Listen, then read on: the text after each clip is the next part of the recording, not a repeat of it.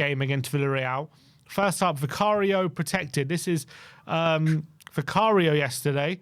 Didn't have one save to make. 0 shots on target from Villarreal yesterday. So Vicario was very much kind of protected from any shots. So you've got to give big credit to the team, the defence, midfield, Frank.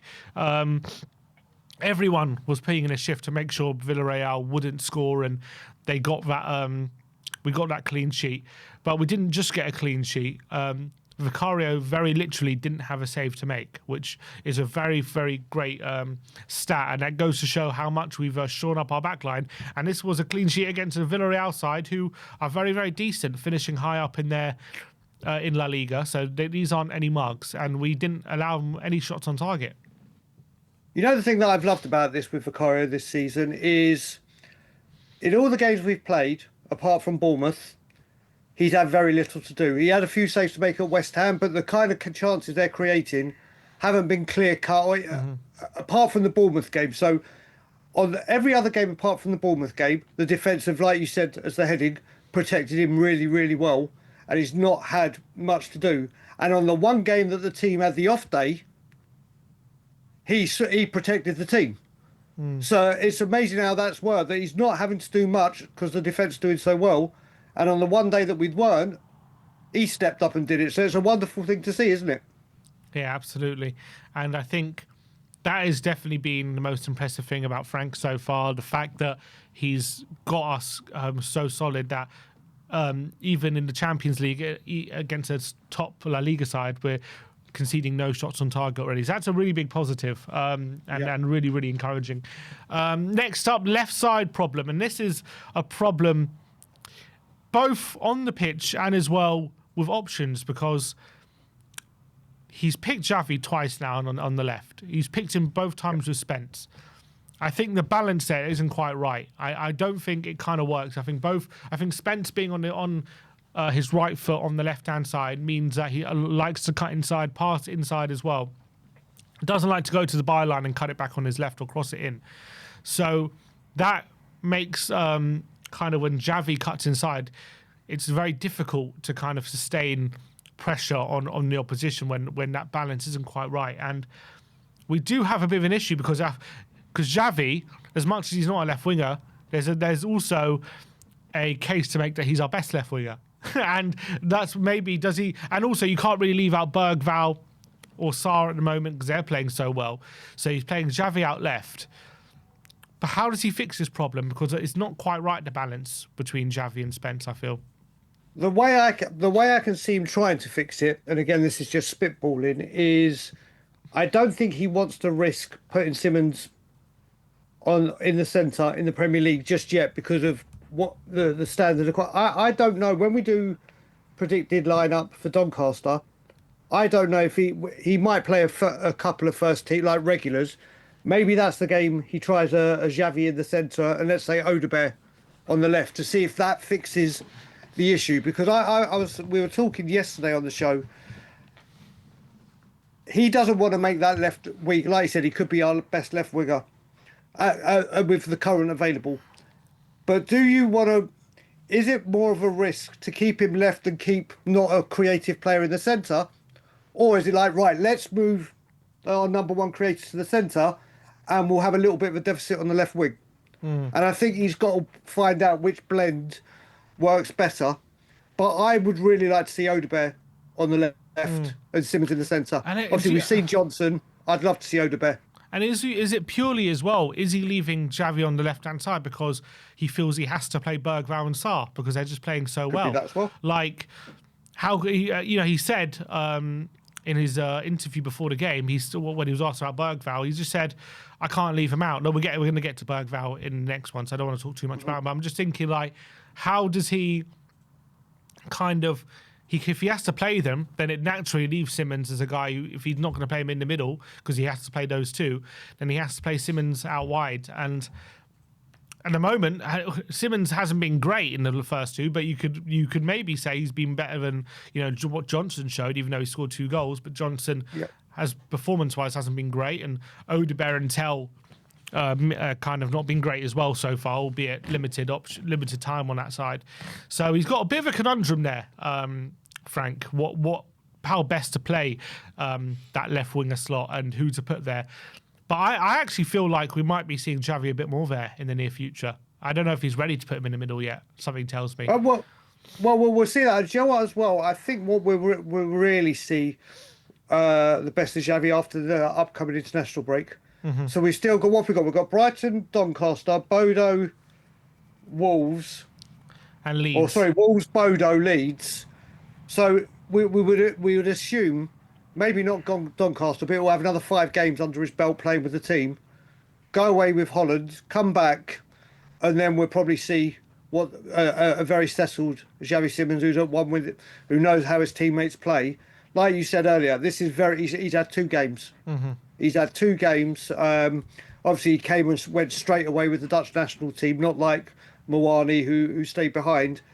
It'll take time, but I think we're all waiting to see Simons in the middle, aren't we? I think so. That's what I think most of us are looking forward to.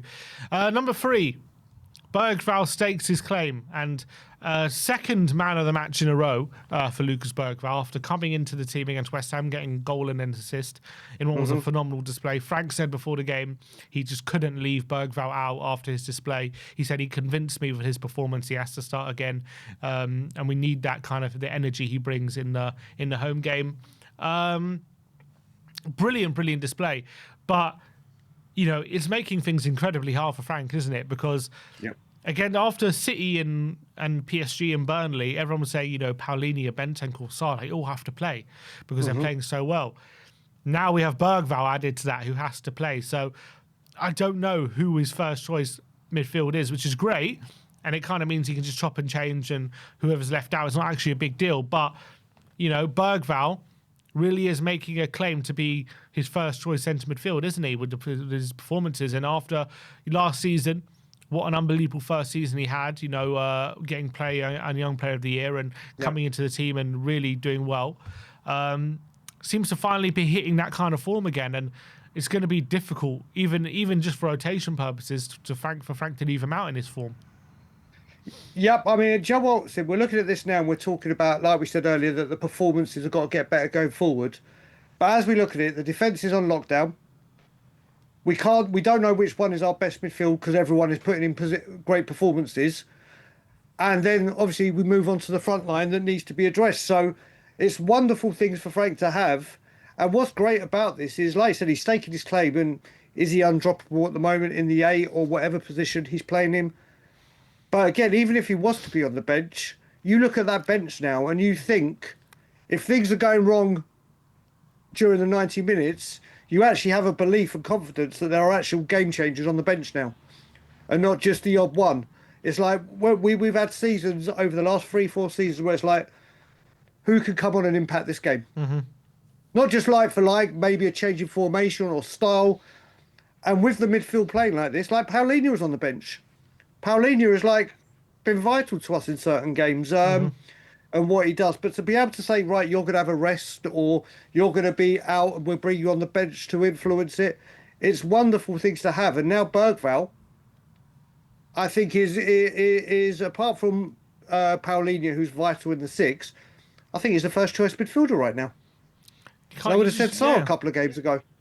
And before that, you would have said Paulinho and Bentancur. Like, it's just all the midfielders seem to be on fine form at the moment. And I don't see how Bergvall gets left out of this form, but you could say that with all our midfielders. How does Sarr get left out? How does Paulinho? How does Bentancur? I don't know.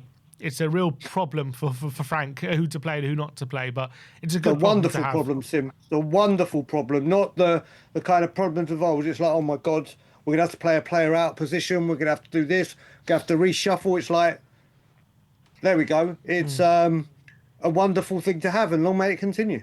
Absolutely. Next up is Muani cameo. He only had 12 minutes, but we did see our new signing yesterday, Brian.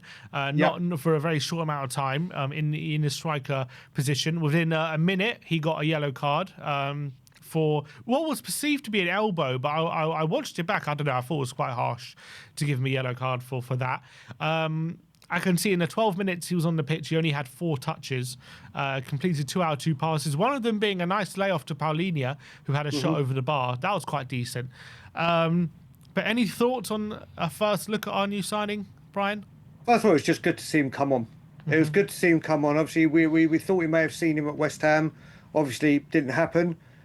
Came on, like I said, very, very quick to get a yellow card, but the referee was giving them out quite freely by the end, wasn't he? It was he was giving it for very, very... And this is a difference as well, Sim, isn't it? When we play in Europe, the referee and standards of referees and what they deem as a foul or a bookable offence is very different to the Premier League referees. Not really a lot to go on apart from that layoff, but hopefully we will see more in the coming weeks. And I would like to see him start up front because he has scored goals everywhere and give Richarlison a rest. Yeah, me too. I think be interesting to see if Brighton, does he come in or not? Because we're clearly trying to be a bit careful with Richarlison, not overplay him too much because we know his problems. So, yeah, it'll be very interesting to see what happens with Muani. But yeah, as you say, nice for him to make his debut. Looking forward to seeing more from him. And number 5. Just one more thing, just quick. With Muani up front, let's just say Muani was up front with Kudus and Xavi on Saturday. Just having that player there that may make different runs or may be more powerful and offer, that could be the key to everything. It could be just a very simple change, like let's give Muani to have something different for Kudus and it could be that simple to unlock everything. And I do wonder as well, could he be one of the players we look for on the left wing as well? Maybe to solve that kind of issue. That could also be something. Number 5, chances still lacking. And as much as we won yesterday, kept clean sheets, that was all great. And we got another win.